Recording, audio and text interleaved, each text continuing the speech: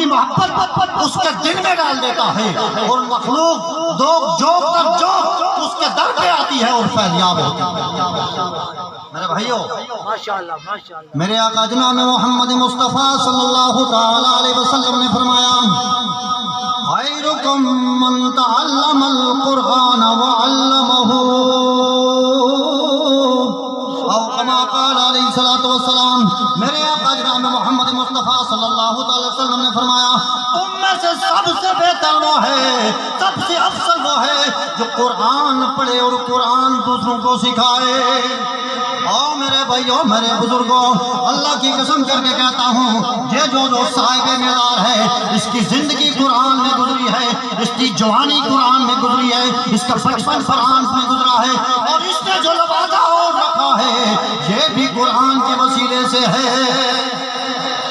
اور قرآن کی یہ عظمت ہے، اللہ فرماتا ہے اِنَّا أَنزَلْنَاهُ فِي لَيْلَةِ الْقَدْرِ، ہم نے قرآن کو نازل کیا ہے لیلۃ القدر والی رات، اور وہ عظمت والی رات ہے کہ جس رات کے اندر اگر عبادت کی جائے اللہ رب العزت اس عبادت کرنے والے کو اپنا قرب نصیب کر دیتا ہے۔ اور ایسی عظمت والی رات ہے کہ جس کی عبادت کرنے سے 1000 سال کی عبادت کو ایک طرف رکھ دیا جائے، اور لیلۃ القدر والی رات کو ایک طرف رکھ دیا جائے، 1000 سال والی عبادت جو ہے لیلۃ القدر والی رات کا مقابلہ نہیں کر سکتی۔ ایمان والو، اللہ کی وحدانیت کا اقرار کرنے والوں، اللہ کو وحدہ لا شریک ماننے والوں، کشمیر کی ان چوٹیوں سے کوئی محبت ہی کھینچ کے یہاں لاتی ہے۔ اللہ کی قسم کر کے کہتا ہوں، میں آپ کے پاس آتا ہوں، بہت سے لوگ میرے پاس آتے ہیں، پیر صاحب مجھے دم کرو، پیر صاحب میرا یہ مسئلہ ہے، پیر صاحب میرا یہ مسئلہ ہے۔ اللہ کی قسم کر کے کہتا ہوں، ایمان والوں، اگر وہی درد دل رکھ کے میرے بھائی کے دربار پہ آ جاؤ، اللہ تمہیں فیضیاب کر دے گا۔ اللہ کیا کر دے گا؟ فیضیاب کر دے گا۔ ایمہ نہیں پتا اس نو اسی آیا تھا ساڑھا انہیں استقبال کرایا یار، انہاں آگیوں کے قتل ہویا نہیں۔ اللہ کی قسم کر کے کہتا ہوں، خانہ کعبے کے اندر بیٹھ کر اپنے مرشد کے سامنے اس میرے بھائی نے دعا کی، اے میرے مرشد دعا کریں۔ اللہ نے حافظ بھی بنا دیا، حافظ حدیث بھی بنا دیا، حافظ قرآن بھی بنا دیا، اللہ رب العزت نے عالم دین بھی بنا دیا، اللہ نے جو بھی دنیا کی نعمت کی اللہ نے مجھے دے دی۔ اے میرے مرشد دعا کیجیے اللہ مجھے شہادت عطا کرے۔ اللہ نے ان کو شہید کیا، اور جو شہید کی موت ہوتی ہے نا وہ قوم کی حیات ہوتی ہے۔ شہید کی موت قوم کی حیات ہوتی ہے۔ میرے بھائیوں، شوکت حیات ہے، اور اس کی قبر پہ آگے اللہ کے آگے جو بھی آپ منت مانگیں گے اللہ رب العزت آپ کی وہ پوری کرے گا۔ میرے بھائیوں، شوکت حیات کو یہ رتبہ کیوں ملا؟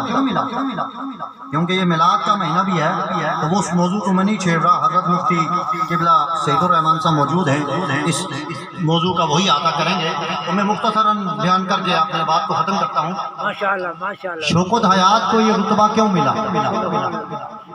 اس لیے کہ اس نے قرآن سے تعلق جوڑا، اور جس کا تعلق قرآن سے ہو جائے تو صاحب قرآن اس پہ نظر رکھتا ہے، اور جس کے اوپر صاحب قرآن کی نظر ہو جائے تو قرآن کا جو مالک ہے جس نے قرآن کو نازل کیا وہ اس کے اوپر رحمتوں کا سایہ کرتا ہے، اور 2 جہانوں کے اندر اس کی جو سپورٹ بھی کرتا ہے اور اس کی معاملت بھی کرتا ہے۔ اور جب بندہ اس درجے پہ پہنچ جاتا ہے تو ایمان والو، جب وہ قبر میں پہنچتا ہے تو رب کریم 2 جہانوں کی اس کو دسترس دے دیتا ہے۔ اپنی قبر میں بیٹھ کر وہ اپنے قبر پہ آنے والوں کی خبر بھی رکھتا ہے اور ان کو پہچانتا ہے۔ اس لیے میرے بھائیوں، ہم یہاں آتے ہیں تاکہ آپ لوگوں کو بتایا جائے کہ اس بندے کا کیا فیض ہے، اور پھر جو حافظ قرآن ہوتا ہے اللہ نے اس کی بڑی فضیلت رکھی ہوئی ہے۔ آپ کو اس پروگرام کا یہ پیغام دیتا ہوں، اگر آپ چاہتے ہیں کہ آپ کی بھی اتنی عظمت ہو، آپ کی بھی اتنی شان ہو، آپ کا بھی اتنا رتبہ ہو، تو اپنے بچوں کو دینی مدارس میں داخل کروائیں۔ ہمارا بہترین ادارہ چل رہا ہے، ادارہ فیضان رسالت، حضرت مفتی قبلہ سید الرحمان صاحب کی سرپرستی میں، جس میں جگہ کا چشم و چراغ مولانا عامر صاحب موجود ہیں۔ انہوں نے وہیں دورہ حدیث کیا اور آپ وہیں تدریس دے رہے ہیں۔ اللہ کا لاکھ لاکھ شکر ہے کہ ہزاروں علماء کرام ان کے جو ہیں شاگرد ہیں. تو آپ تمام حضرات سے یہ میری ریکویسٹ ہے کہ آپ نا ایک ایک بچہ مدرسے میں داخل کریں.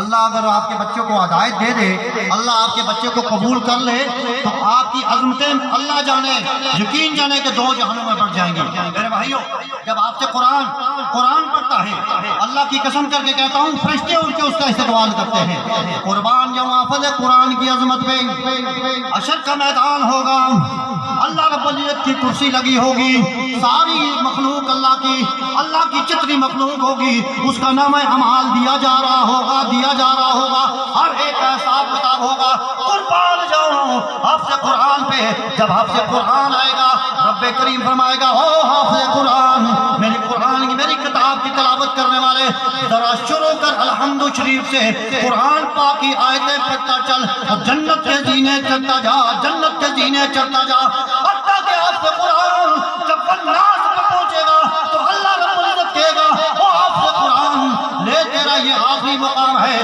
بیٹھ جا اپنے تخت پہ.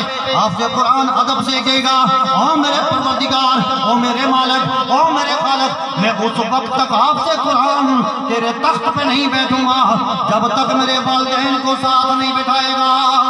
اللہ رب العزت حکم دے گا کہ فرشتوں اس کے والدین کو بھی ساتھ بٹھا دو, اور ساتھ نور کے ناری تاج ان کے سر پہ لہرا دو, حتیٰ کہ پھر اٹھے گا تکارا پیش کرے گا حافظ قرآن, او اللہ میرے اللہ, او میرے پروردگار, پھر بھی میں نہیں بیٹھتا. کیوں؟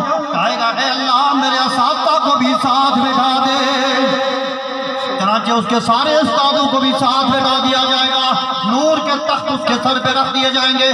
پھر تکارا کرے گا او پروردگار, او میرے مالک, او میرے خالق, ابھی بھی میں تیرے تخت پہ نہیں بیٹھتا. میرے ان قرابت داروں کو, میرے ان چاہنے والوں کو جنہوں نے مجھے حافظ قرآن بنانے میں میری معاونت کی, ان کو بھی میرے ساتھ بٹھا دے. تو اللہ رب العزت ان کو بھی ساتھ بٹھائے گا اور کہے گا کہ وہ حافظ قرآن پڑھتا چل, جنت میں گھومتا چل, یہ تیرا موقع ہے. میرے بھائیو, اگر یہ بھی چاہتے ہیں, آپ چاہتے ہیں کہ آپ کے سر پہ بھی قیامت والے دن نورانی تاج سجایا جائے, تو آپ نے بچوں کو مدرسے میں داخل کریں, اور جہاں ایک حافظ قرآن ہو اس کی یہ شان ہے, جو عالم دین ہوگا, جو حافظ قرآن بھی ہوگا اور عالم دین بھی ہوگا, اس کی کیا شان ہے. اللہ رب العزت ہمیں عمل کرنے کی توفیق عطا فرمائے, اور صحیح معنوں میں محبت رسول رکھنے کی توفیق عطا فرمائے, قرآن سے محبت کرنے کی توفیق عطا فرمائے. اللہ رب العزت ہماری اس حاضری کو قبول و منظور فرمائے. میرے بھائیوں, مدارس کے ساتھ محبت کریں, اہل سنت کے مدرسے ہر جگہ موجود ہیں, اپنے بچوں کو وہاں داخل کرائیں تاکہ کل قیامت والے دن آپ بھی سرفروش ہو سکے, اور آپ کو دنیا اور آخرت میں اللہ عزت دے. حافظ قرآن کی بڑی عزت ہوتی ہے, اور اس کے والدین کی بھی بڑی عزت ہوتی ہے. نور محمد صاحب کو کوئی نہیں جانتا تھا, ایک حافظ قرآن کی وجہ سے اللہ نے ان کو عزت دے رکھی ہے, اور یہ عزت ان کی دو جہانوں میں جاری رہے گی. اللہ رب العزت دعا ہے کہ جو باتیں کہیں جو سنی اس پہ عمل کرنے کی توفیق عطا فرمائے. وآخر دعوانا ان الحمدللہ رب العالمین.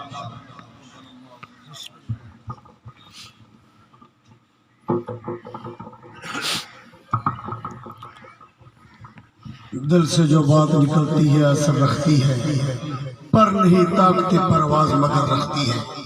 آپ نے سنا ہوگا کہ پہاڑوں سے ٹھنڈی ٹھنڈی ہوائیں لے کر آئی, اور تھوڑے وقت میں یعنی 20 منٹ کے اندر کس طرح فیض تقسیم کیا. سادات کئی تو فیض کھائے جا رہے ہیں اگر کسی تاخیر کے, چونکہ 2:15 بجے ہم نے دعا کی طرف کرنا ہے. میرے عزیز, میرے قبلہ حافظ صاحب کے بھتیجے اور صوفی لیاقت صاحب کے لخت جگر جو درس نظامی بھی کر رہے ہیں, ربی اللہ کے فضل سے یونیورسٹی بھی جانے لگے ہیں, تو میں گزارش کروں گا حمزہ سے کہ وہ تشریف لائیں. نعت رسول مقبول صلی اللہ علیہ وسلم پیش کرنے کے لیے جناب حمزہ صاحب. صلی اللہ علیہ یا رسول اللہ.